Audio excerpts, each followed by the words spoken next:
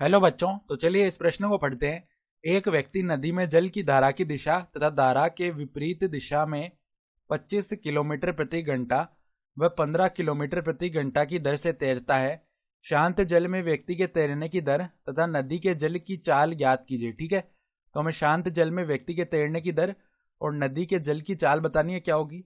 तो प्रश्न में आगे बढ़ने से पहले इस प्रश्न से संबंधित जो मुख्य अवधारणा है उसकी हम चर्चा कर लेते हैं। ठीक है, तो देखो मुख्य अवधारणा क्या हो जाएगी। हम जानते हैं कि अगर हमें निकालना है यहाँ पर कि ए के सापेक्ष बी का वेग या बी के सापेक्ष ए के वेग की बात कर रहे हैं, इसे हम वी ए बी द्वारा दर्शाते हैं। ठीक है, तो अगर ये हमें ज्ञात करना है तो इसका मान क्या आता है, वी ए सदिश माइनस में वी बी सदिश। ठीक है, ये आपेक्षिक वेग के बारे में हो गया। तो अब इस प्रश्न के मुख्य हल में आ जाते हैं। वो क्या बता रहे हैं, एक नदी है। ठीक है, तो इस नदी के अंदर जल की धारा की दिशा और धारा की विपरीत दिशा में व्यक्ति जो है 25 किलोमीटर प्रति घंटा से तैरता है।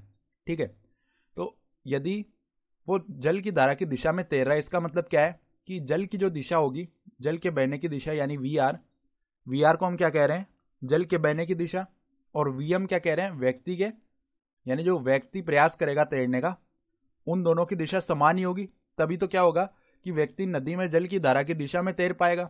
ठीक है, तो इसका जो मान दिया हुआ है, यानी कि ये दोनों एक ही दिशा में होंगे, तभी तो व्यक्ति क्या होगा, जल की धारा की दिशा में तैर पाएगा ना। अब मान लो अगर व्यक्ति इस तरफ तैरने का प्रयास कर रहा है और धारा इस तरफ ले जा रही है, ठीक है, और मान लो वीएम का मान ज्यादा है तो व्यक्ति इस तरफ जाने लग जाएगा। ठीक है, तो इस स्थिति में क्या है कि दोनों की दिशा समान है। तो दोनों की दिशा अगर समान है तो यहाँ पे हमें वी एम प्लस में वी आर, इसका जो मान है वो किसके बराबर दिया हुआ है। देखो वी एम का अर्थ क्या हो गया, यहाँ पर वी एम आर लिख लेते हैं हम, वी एम आर लिखा जाएगा क्योंकि ये व्यक्ति की चाल जब है, जब हमारा जो जल का पानी है वो क्या है, स्थिर है। ठीक है, शांत जल का पानी है, मतलब ये हो गया। वी एम आर को हम कैसे पढ़ेंगे कि हम नदी के जल के सापेक्ष व्यक्ति की चाल देख रहे हैं। ठीक है, यानी व्यक्ति किस चाल से चल रहा है, नदी के सापेक्ष, मतलब जिसके सापेक्ष हम देखते हैं ना उसको स्थिर मान लेते हैं। तो नदी के जल को हमने स्थिर मान लिया और फिर व्यक्ति की चाल यानी व्यक्ति जो प्रयास कर रहा है वो वाली चाल। ठीक है, तो यह हमें कितनी दी हुई है, 25 किलोमीटर प्रति घंटा। इसको समीकरण 1 बोल लेते हैं। फिर देखो मैं क्या बताया, धारा के विपरीत 15 किलोमीटर प्रति घंटा से तैरता है।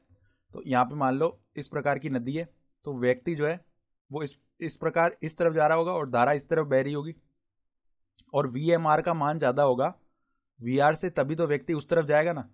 तो इसका जो मान है वी एम आर माइनस में वी आर, इसका मान हमें कितना दिया हुआ है, 15 किलोमीटर प्रति घंटा। तो हमें यहाँ पे देखो शांत जल में व्यक्ति के तैरने की दर यानी एक तो वी एम आर का मान बताना और नदी के जल की चाल यानी वी आर का मान बताना है। तो समीकरण 1 प्लस में समीकरण 2 कर लेते हैं।